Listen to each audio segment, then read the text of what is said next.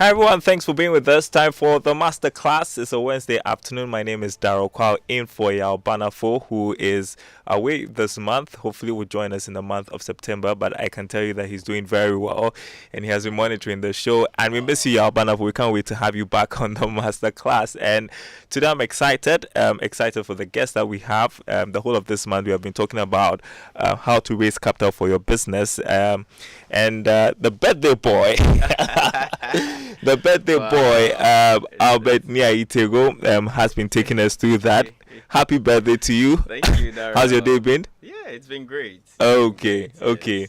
Fantastic. So, Albert Nii Ayi Tagoe is author of the book How to Raise Capital for Your Startup Business. If you're lucky, I'll read bits of the book for you this afternoon. Yeah, but it's a great book that you need to read. And I also want to say that he's a very big man. He is a chartered management accountant, currently head of finance and investment at the Ghana Commodity Exchange. And it's been exciting these past 2 weeks because, I think this is a subject that everybody who wants to start a business is concerned about. Even those who are in business right now, when looking to scale, also are interested in this subject. We've got very good feedback. Yesterday, I spoke to somebody who was monitoring the show and who needed to really get in touch with you for some advice. And so it's great. And so today we are going to be touching on grant financing.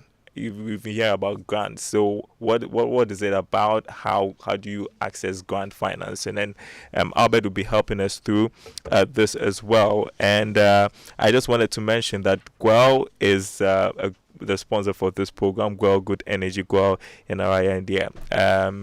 Birthday boy, Albert.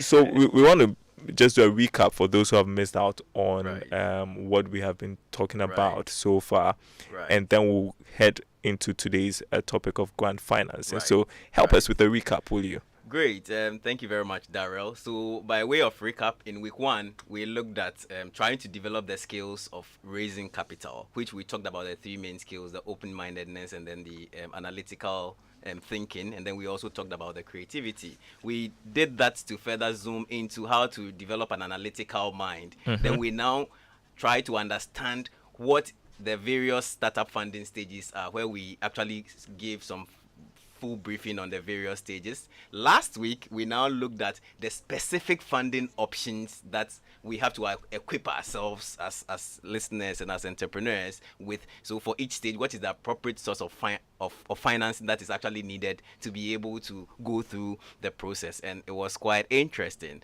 So that's actually the kind of recap that we've had for week 1 and week 2. Okay, permit me to read a bit of your book, How to Raise Capital for Your Startup Business. I'm reading from page 72.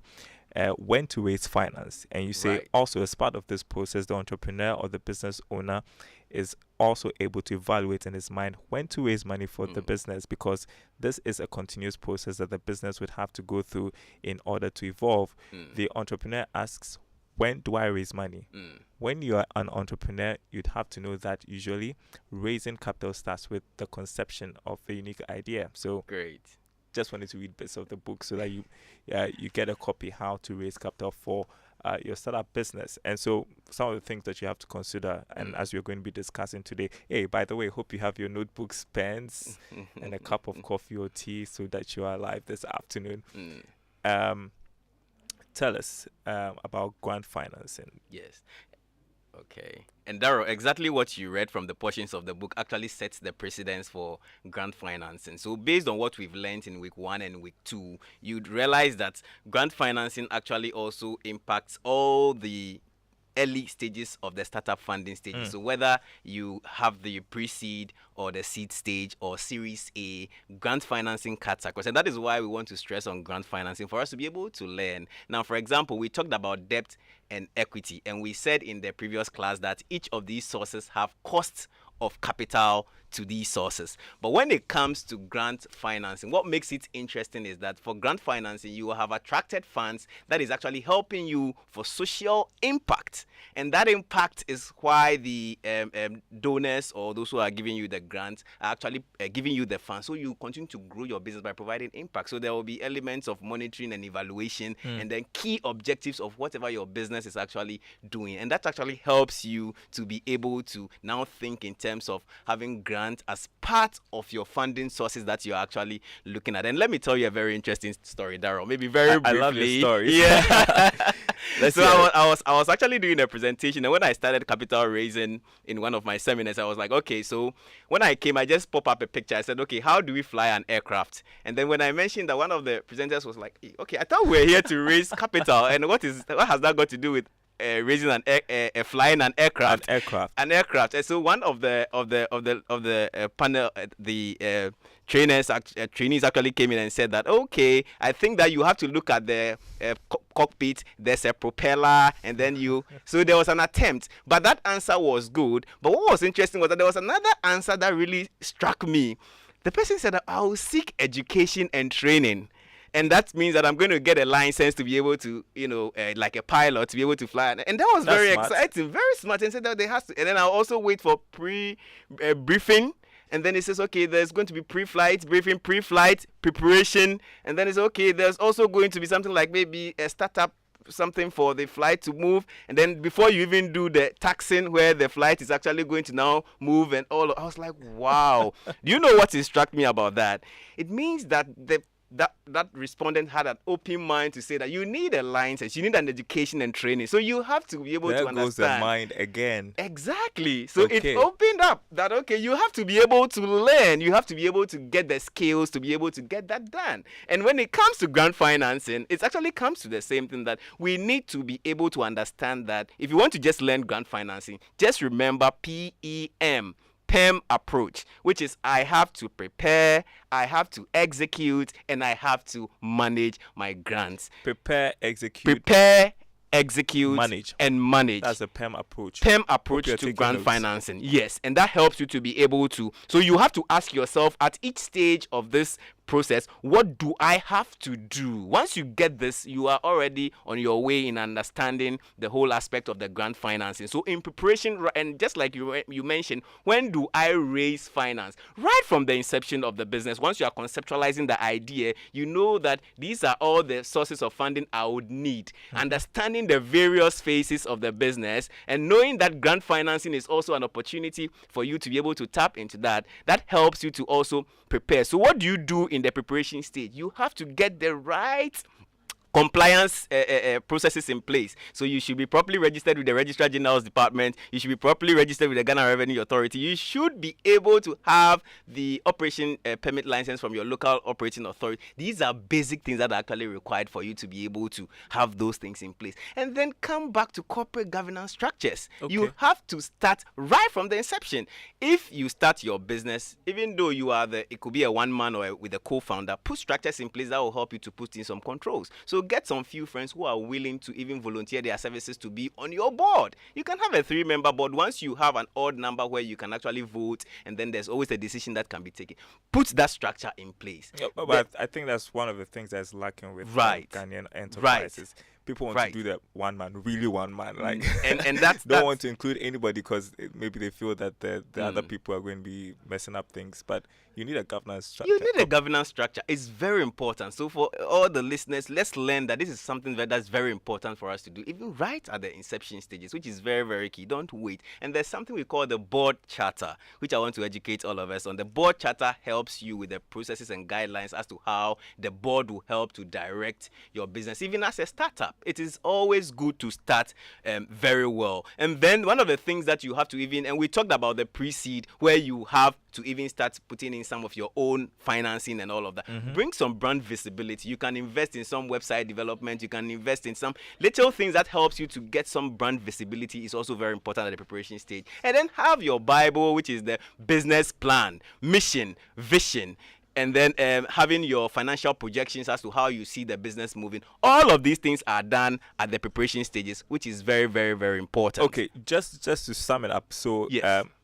My chances of getting a grant is if I have a corporate governance structure in place. Yes. If I have a business plan. Business plan. Okay. Very important. You should have a board charter. You should just demonstrate board that charter a board as well. charter. Demonstrate that you actually are complying. You have registered with the Registrar General's Department, properly registered business. You also have the registration certificates to support, and then you have the operating permits. All the compliance things that are actually required by law, just comply with them, and that sets you on the right footing. And it's not even just for grant financing, Right. but for raising funds from anywhere, because Yes. the investors want to see this.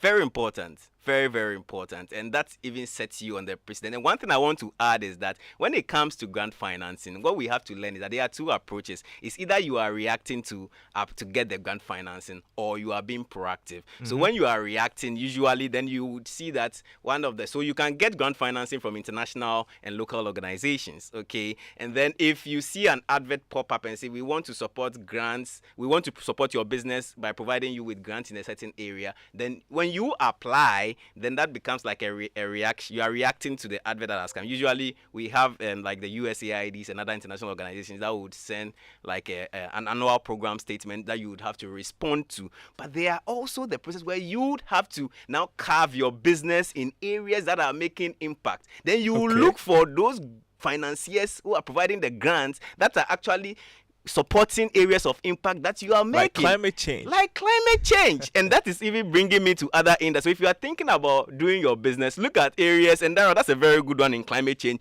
research and development areas. Do businesses around these areas. Clean energy and sanitation. These are areas that are attracting serious grant. Healthcare, education. And ask yourself, why is this the case? Because you are making an impact, and that impact ultimately helps to develop what? Society. So does that mean that if I have business ideas outside those areas, I wouldn't stand the chance of getting any grant financing? The point is your business should make an impact, which is very important. Okay. So think about I impact. just wanted us to settle Yes. that, because people may not necessarily, but even if you're selling Kilewele, how does your business make an impact? Okay, I'm going to take the Kilewele, that's a very interesting point. I was coming to, even with that, there was another area that we have, technology and innovation. Do you know arts and culture businesses can also attract grant financing because of the preservation of our heritage? So you carve the business in a way that, yes, we are preserving our heritage, and this is where other finances will be interesting, because the country has to preserve its heritage. You are helping us to build our history, and that can attract grant finance. And some of the very interesting areas that I can even, inclusive business, doing a business that includes marginalized in society, disabled people. These are people you'd have to find a way of doing a business that you can even bring them in, and it attracts the vulnerable in society. How are you able to bring these people in? Yes. And even back to Kilewele, you can decide I'm not going to sell in polythene. So then that becomes like a recycle. Recycle, which is like green business. Green business. Funding. Green business. So there's always a way you can impact society. There's always a way. And one interesting area, real estate. And you ask yourself, so for those of us who are in real estate, like entrepreneurs in real estate, how is real estate going to attract grant financing? So the question you have to ask yourself, if I'm in the real estate business, how is this going to make impact in society? So think about affordable housing. I can do affordable housing, so others who are not able to afford the luxury of can actually benefit, and that becomes a way by which you carve the business concept. I loved when you said affordable housing. Yes. Because you know what's going on in the news. But anyway, back to the topic. Look at creating maybe social centers in community as part of your real estate business, where people can actually access these healthcare centers and other amenities that helps people to become better. You can even look at how you can have energy efficient buildings that can help people to save on electricity bills and other core areas of the business. Or you can think about, even in real estate, how can I do something around rural development, where you are even helping the rural folks to be able to also get up to a certain standard. What happens here is that you can see that it's all hovering around the aspect of impact, and that will help you to be able to clearly measure how you want to be able to impact and make the lives of other people better. Guys, are you taking note of the ideas? Like a billion ideas so far. I'm so telling many things you can do. Yes, great stuff. Yes, and that really helps you to be able to prepare. So you see, in terms of the preparation, it's a whole process that you have to navigate, just like the aircraft scenario that we are actually using licensing to even take off the aircraft. That's exactly what you have to do, and that's where it moves you to the execution. So now you have done all of this, you have the ideas, you've seen where the areas of impact. So in the areas of execution, there are key things that you have to note. It means that you are now putting your grant proposal together. And in putting the grant proposal together, based on all that we have said, there are key things you have to note. That one, you have to come up with an executive summary. There has to be a problem statement summary. Clearly, you must show the objectives of your project or the business, what you want to do. So the objectives has to be smart and measurable. What exactly do you want to do, and how is it going to impact society? So I'll take you through how you can do 1 or 2 examples, and then listeners can practice, and in the subsequent class they can share what they've learned and how that's also guiding. You have to do a project description, then come up with a clear methodology of how you are using the method to be able to execute the project or the business with the grants that you have actually attracted. And then you finally use these activities to do what we call budgets. And budgets would give you a clear area of financial resources that you actually need to be able to drive the project. And I'll give you one example for like in doing your executive summary. So if you are doing your executive summary based on all that we have shared, assuming you are writing the grant proposal, the first thing you have to do is to provide a brief overview of your project or your business,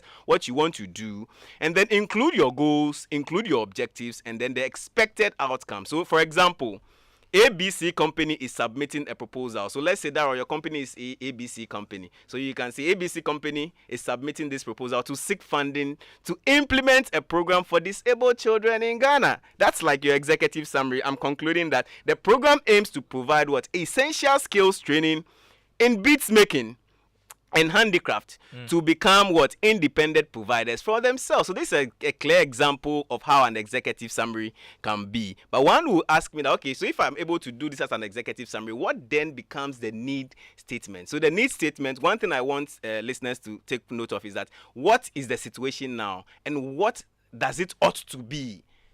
Then there's a gap. So your need statement should address that gap. And I'm going to give you an example. So for example, I have an example here. There's the need for the ABC school district to improve sanitation among students. So that becomes like your need statement. Then you say that this application focuses on the priority of developing and disseminating knowledge at the service delivery level by creating an on-site. Then you put in whatever the thing that you want to actually do, and this will help to provide maybe sanitation treatment plan, which will help to impact over 2,000 students in the ABC school district. This is a clear example of a need statement which would be able to help to drive some kind of grant financing from any of the financiers who want to actually provide some grants. So these are some of the things that we have to actually look at. I talked about project description, but because of time, I won't be able to go through everything. But at least this is an example to help you, to guide you, and to shape you in terms of how you are going to put the whole framework together in terms of putting an application for grants. But always remember, impact needs, very, very important, and then objectives. And the objectives should be measurable in terms of how you want to be able to make that impact, which is actually very key. So once you're able to have a very good understanding of this, you'll be able to now know that, okay, this is how I'm going to help myself to be able to do this. And then one thing I want to give you is a tip. This is a free tip I'm giving you to listeners. Please add researches, statistics, data. Support whatever you want to do with data. So even with a need statement, you can go further to add that maybe in this part of the country so far, it is estimated that a certain percentage of children in this district are blah, blah, blah. Back your statement with research. You see, and that gives it a lot of way to show that this is actually, because the research is the basis by which you are actually informing yourself to be able to do the business, to be able to impact society. So that's actually very key, and one of the key things that you have to be able to take out for in terms of the whole execution. So you can see the whole execution framework is quite important. But usually when we want to apply for grant finance, we're like, oh, I want grant. But when you don't, the preparation for the grant is as good as the execution and the management of the grant. And when we get to management of grants, you'll be amazed about the kinds of things you should be looking out for, which we usually would generally overlook and say that, oh, okay, this never occurred to me. But it is good to prepare now, and then you begin to build that capacity in terms of and building the scientific processes to develop yourself for financing businesses and how you can attract some of these finances. So we've been talking about the PEM approach to grant finance, Yes. and we've talked about preparation, we've talked about Right. execution. Right. We are moving to management. Let me tell you this. So there was a research by Daryl Dweck. Oh, he has my name. Oh yes. Daryl Dweck. Now this research actually, so there were two groups of students. Okay, one they did a project, and then they were actually given an easy task to do. They all did the task very well. And then the judges came to applaud and said that, okay, so you did this task. So the first group was praised on their level of intelligence. Oh, you did very well because you are smarter at this. Now, the second group was actually evaluated and praised on the fact, okay, so the judge was like, okay, you might have put in a lot of effort to have gotten this right. Now, this is going to amaze you, even as part of your, and management is part of your management skill that I'm talking about. Now, the same groups, they were given another task and said at this time, we are going to give you two tasks. The first group was praised on the level of intelligence. This one, the level of effort. Now, the same time, so we are going to give you two tasks. This time, one is going to be more difficult. Then the second one is going to be a little easier, just like the first task. 62%. So those who were praised for their intelligence, about 62% of them went for the one that is easier. You know why? Because based on what they were told, it's like, okay, you think I'm intelligent enough, so then you are evaluating him based on his intelligence. So he will not do anything that is more difficult for you to change that opinion. Okay. But the second group that were evaluated and said that you might have put in a lot of effort, that group actually went for the much harder task. Oh, wow. 92% of them, because they got the understanding that if I continue to put in a higher level of effort, I would get a higher level of outcome, or the expected outcome. So they have been now conditioned to know that just continue to work hard. And that tells you that if you are preparing to manage grants and you have to work with a team and with different sets of people, you must know how to evaluate and lead the team by actually evaluating the team's level of effort to be able to get the maximum result that is actually expected. And that is a clearly leadership skill. So whenever you are rewarded for your level of effort in executing a task, it always gives a better result, and it keeps people to work hard and keeps working harder to be able to achieve the desired result. Now, so as a leader or a business owner, you must know that to be able to do the management aspect of your grant, you should be able to get the leadership aspect right in terms of how you are evaluating the performance of your team by the level of effort. So what goes into the key aspects of grant management, which I want to take you through this afternoon. So having this understanding, one of the key things you have to know is that you must understand the grant management life cycle. And I want to repeat that. Every grant has a grant management life cycle. Now, the grant management life cycle has 4 stages. The first stage is the pre-award. So before you even have the idea and you are even giving the grant, what are the things that you have to do, which is all part of the preparation tasks that we've actually mentioned. Now, when you are awarded the grant, what do you also do? And this is where you have to motivate the team, put your team together, work with the people and all of that. And how do you even motivate them based on the example we have given in terms of how you motivate people and even praise people for their level of effort amongst others. Then we have the post-award. When you have been given the award, what do you then do before the final closeout of that? So it's important for you to understand that you need to understand these grant management life cycle. And then after you have understood that, one of the things I also always say is that then now you must prepare a solid grant management program. When people get their grants, they just, it's money to spend. Thank you. But really, there's a lot that goes on in terms of how you have to manage that grant, and it's quite interesting. So now you have to develop, and you ask yourself, how do I even develop a grant management program? And this is where you would have your strategic plans for your business coming. So what did you have in your mission, vision, and all the strategic things you have put in your business and the returns and all of that? Then you must have a grand design.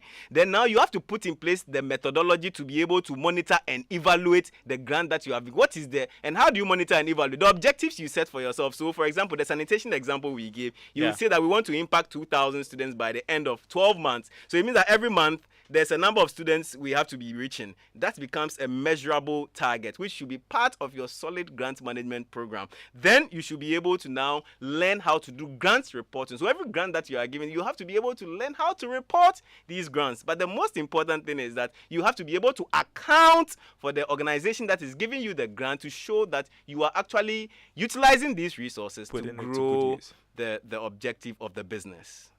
Oh, wow.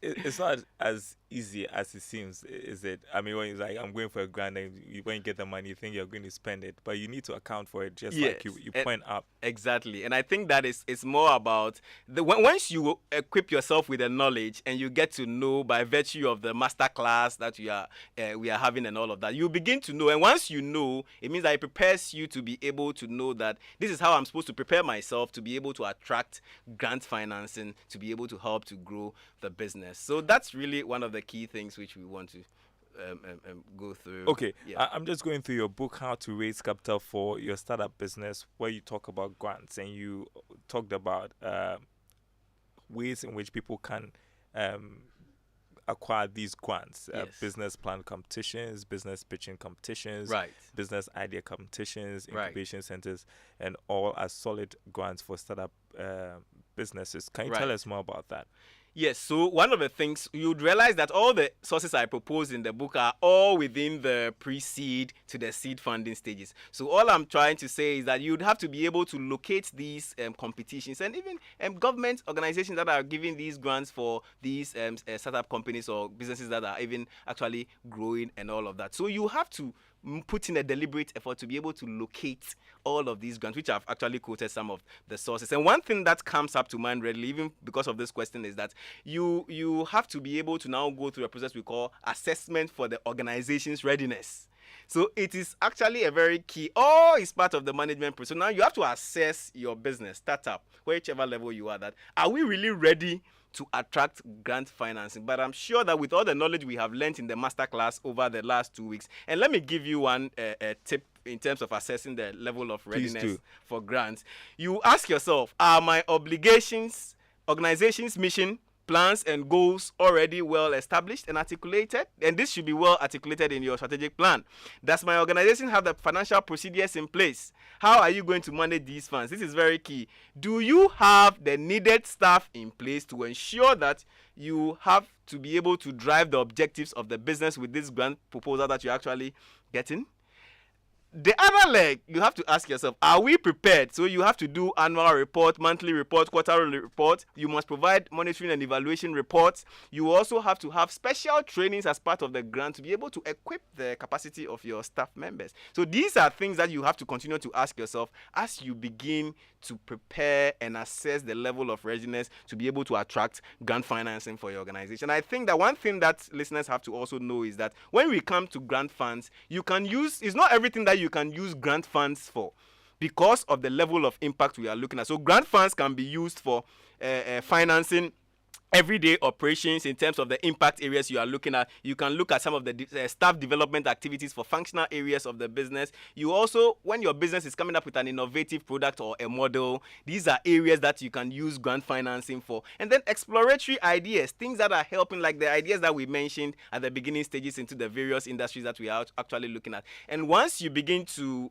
understand these things, it helps you to be able to know exactly how to manage the grants that we are actually looking out for, and how that can help your business to grow, to make the needed impact that is actually needed to drive your business. Hope you are taking those, guys. Summary so far: the organizations that are willing to provide grants for businesses that are set to make impact in society, and that's what we've been talking about so far.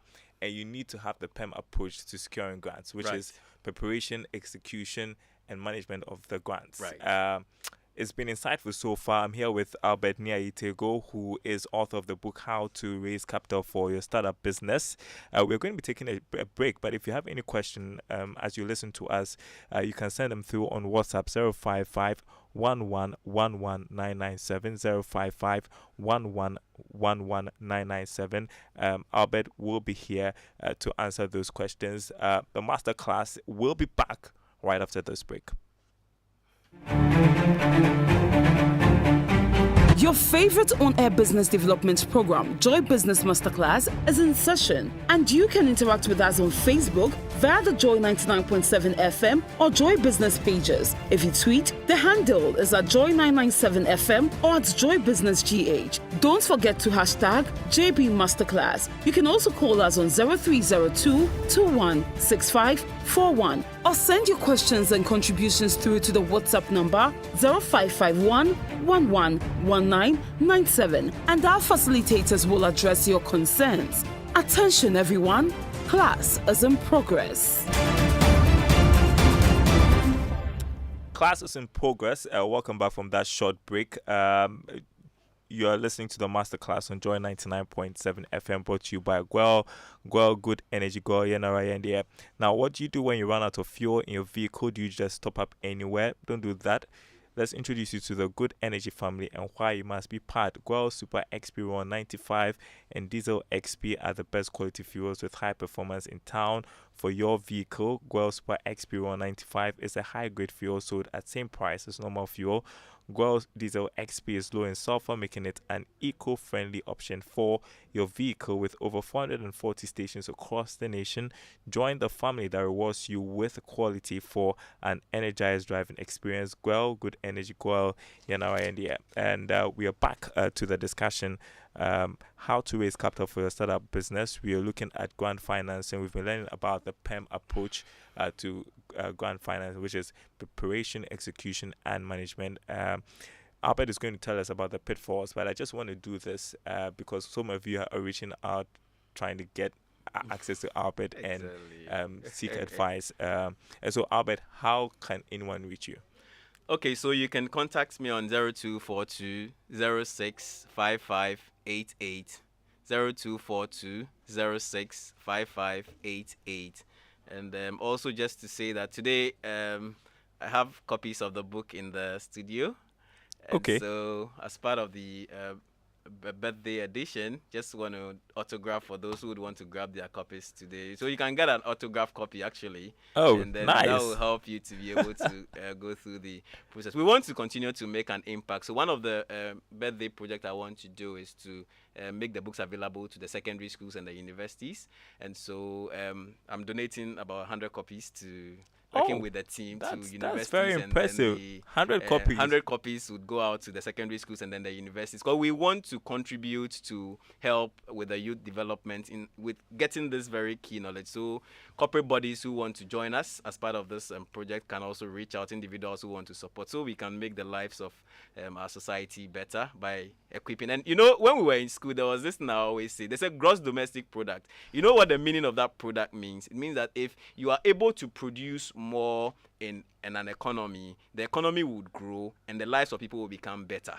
Okay, so if we are able to help people to become entrepreneurs who can start their businesses and help to produce more, you can imagine the impact on the economy and the impact on the lives of everyone in society. So this is a special birthday edition, contribution to our society by helping to be able to put this knowledge Abeku is excited. I don't know why. Okay. No, I know you're writing a book, but it's also business, so you deserve a grant. So whoever is listening wants to invest in Albert's book business. Yeah, he's making an impact in society. He's donating 100 books to. We are donating, yes. It's a special birthday. Yeah, to schools, and I think it's very important. Yes. And so, I just going over the text lines one more time. WhatsApp 055111997. 055111997. Just in case you have any questions, some questions to clear. I just want to do that quickly. Great. Just give me some time so that I access it. But in a bit, you're going to be talking about the The The pitfall. pitfalls. Yes. And it's a very important area. For every venture that you undertake, you have to be, it's like, what are the red flags that you have to be able to avoid to be able to successfully have grant financing? So once you have been given the grant, you have to avoid the slow start to the project. The project must start on time based on the objectives and the work plan that you have actually presented to the financiers. The second thing is that don't commingle funds that comes for grants with other monies that you have in the organization. So what the best practice is to have a separate bank account where you would put in the funds that you have gotten for grants, and then you report on the grant separately. So commingling of funds is actually a very big pitfall that you have to be able to. And then you have to be able to spend within the budget lines that you have actually submitted to the grant financier, which is actually going to be the way by which you are going to do the reporting. In finance, we have something we call supplanting, where you are using the grant funds to replace in the operational budget. That is illegal. You have to be able to manage the grant funds in the way that you are not doing what we call supplanting. Anything that is actually unauthorized in terms of unauthorized expenditure, you don't have to do that. If you want to actually have an expenditure which is not captured in your initial budget, you have to reach out to the grant financier who has to authorize, so you can do something like an amendment of the budget, and that can authorize you to be able to get that. When you are making purchases, please follow the right procurement procedures to ensure that you're actually following the right processes. And then you also control spending and make sure that expenditure is actually in the key area that's actually expected. And then when you want to do what we call capex expenditure, which is actually the capital expenditure expenses, you have to make sure that you get the right approvals to be able to do that. And when it comes to effort reporting, which is grant projects, must be reported as per the procedures and regulations of the grants that you actually been given. So please take note of these pitfalls, and let's be able to manage our grants efficiently and effectively for the growth of the business. Yeah, we need to clear these messages out of the way. Emmanuel from Quick Rent Africa, Right. he sent a message. I told him we were going to deal with it. Okay. He says, kindly ask Albert if there are any institutions or professionals who can help me navigate through the process of raising capital for my startup.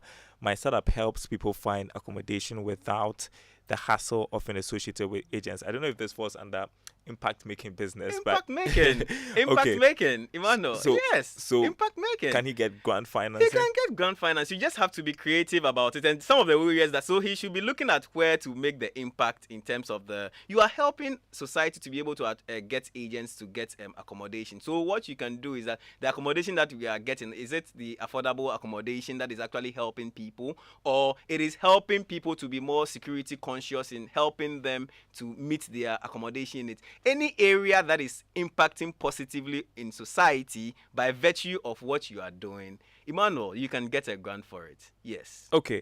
Vodi Logistics in Niboy Town. Good afternoon. Thanks for the program. I want you to highlight on what angel investors are and the angel investors in Ghana. I'm sure probably from the discussion on angel investors from last week. We've done, yes. So, We've done that. Quick answer to that. Oh, yes. I mean, it's a very important question that you've asked. These are wealthy individuals who are willing to help you to be able to grow your business. So what you have to do in Ghana, there are a number of angel investors, which I've named a number of them in the book, but we have the Ghana Angel Investors Network, and then a couple of them which you would have to just search out. But just know that we have angel investors that can help you to be able to go. And don't just focus on the local market for angel investors. I mentioned Peter Thiel and other international angel investors who are doing a great job with helping people. So just research more, read more, acquire materials, and equip yourself. So you equip yourself for the scientific process of raising capital, and you'll be fine. All right. 05511111997 05511111997. Let's check out your messages. This one, I don't know who it is from. Abiku, can you check for me?